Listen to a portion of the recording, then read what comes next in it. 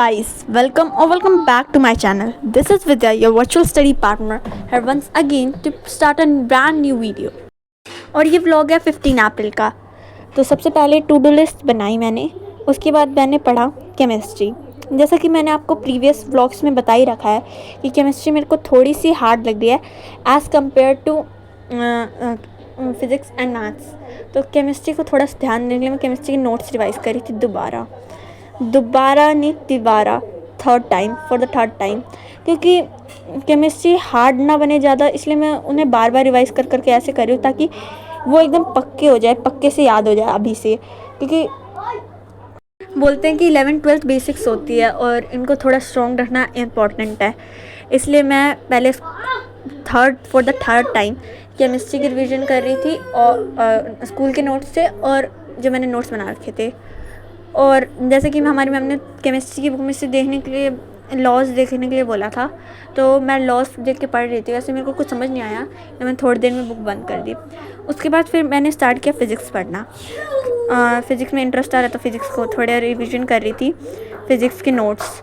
और पहले तो मैं सोच रही थी कि इनके फॉर्मूलेस याद कर लूँ, फॉर्मूलेस नहीं, वो जो थ्योरेटिकल पार्ट है।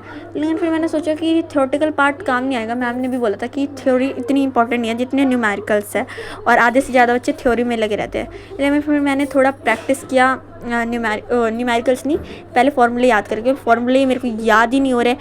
हमारी मैम ने 50 फार्मूलेस लिखवा दिया अभी तक, और आगे भी लिखवाएगी। फिर मैंने फ़िज़िक्स का रिवीजन करने के बाद, जो ऑलमोस्ट 30 मिनट्स में हो गया था, मैं उस पर टिक मार के, टू डू लिस्ट पे टिक मार के फिर मैं आगे चली गई। उसके बाद फिर मैं खेलने चली गई थी, जिसकी वजह से मेरे को बिल्कुल टाइम नहीं मिला। और फिर मैं रात में ही पढ़ने बैठी, और जिसमें मेरे को सबसे पहले करना था इंग्लिश की समरी राइटिंग, क्योंकि हमारी मैम ने दिया था काम कंप्लीट करने के लिए।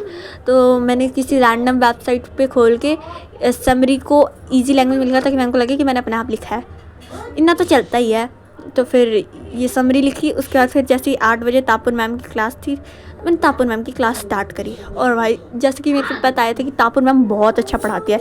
मेरे को अपने स्कूल के टीचर का थोड़ा कम समझ में आता है, लेकिन ये मैम बहुत अच्छा पढ़ाती है। और ये जब पढ़ा रही थी तो मतलब, ये मेरी केमिस्ट्री बोरिंग होती है ना ऐसे पढ़ते हैं तो, लेकिन ये पढ़ाई तो बहुत इंटरेस्टिंग लग रही थी। फिर मैंने खाया बाजरे का चीला, लिटरली बाजरे का चीला। मैं इतनी हेल्थ कॉन्शियस हो गया। उसके बाद बीच में ही खाया था क्लास लेते लेते, मतलब मैंने रिकॉर्डिंग कर ली। उसके बाद फिर मैंने अपनी क्लास रिज्यूम की, जो 10-15 मिनट फिर लेट हो गई थी, मैं खाने में लग गई। उसके बाद फिर मैंने रिकवर किया उसे धीरे।